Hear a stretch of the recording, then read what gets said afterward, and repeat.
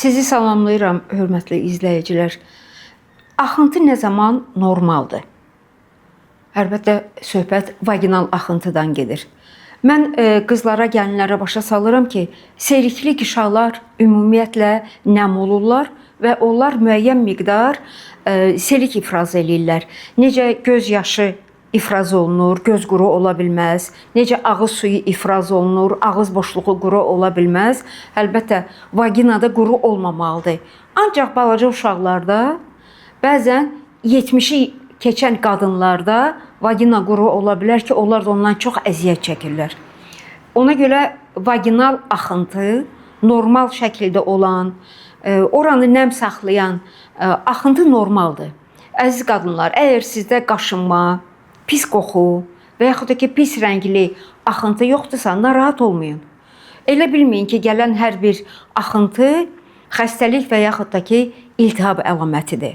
Cinsel yetişkənlik dövründən menopauzaya qədər qadınlar, qızlar aybaşı gördükcə, onların ovulyasiya dövrlərində təqribən aybaşı başlayandan 11, 13, 14-cü günlərdə axıntı biraz artır.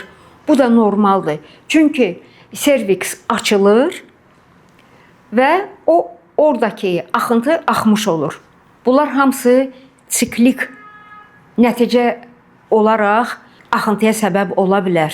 Ona görə əgər siz alt paltarında və yaxud da ki, bezlərinizdə normal axıntı görürsünüzsə, əziz qızlar və qadınlar, ondan qorxmayın, nədənsə şübhələnməyin və öz yoldaşlarınızın üstünə düşməyin ki, sən nəsə olub ki, məndə axıntı var. Birinci növbədə yoxlanın və həkimlər isə düzgün yol göstərəcəklər. Yenə də təkrar eləyirəm, siklin müəyyən günlərində axıntının miqdarının artması bu normaldır və ümumiyyətlə şəffaf, təmiz, qoxusuz axıntının olması bu da normaldır. Əgər şübhələnirsinizsə, əlbəttə həkimə gedib yoxlanmaq olar. Əgər sizi heç bir şey narahat etmirsə, onda nahaq yerə antibiotiklər və artıq şamlar qəbul eləməyin. Çünki normal mikrofloranı öldürüb, ora patoloji mikrofloranın keçməyinə səbəb olurlar. Elə pasientlər var, onlar deyirlər ki, doktor, mən bir ayda şam qoyurlar, bir ay şam qoyulmaz qızım. Ancaq 7-8, maksimum 10 gün. Normal mikrofloranı tələf eləməyin ki, ora pis mikroflora, patogen mikroflora oturmasın.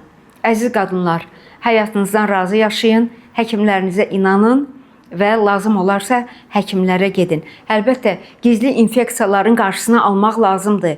Əgər təsadüfi ilişki olubsa və yaxud əgər natəmiz bir yerdə olmuşsunuzsa, ondan sonra gedib yoxlanmaq vacibdir. Gizli infeksiyaları təyin eləmək vacibdir. Lakin normal axıntıya görə özünüzü sıxmayın, əsəbləşməyin, panikaya düşməyin və həyatınızı zəhərləməyin. Sizə diqqətinizə görə təşəkkür edirəm.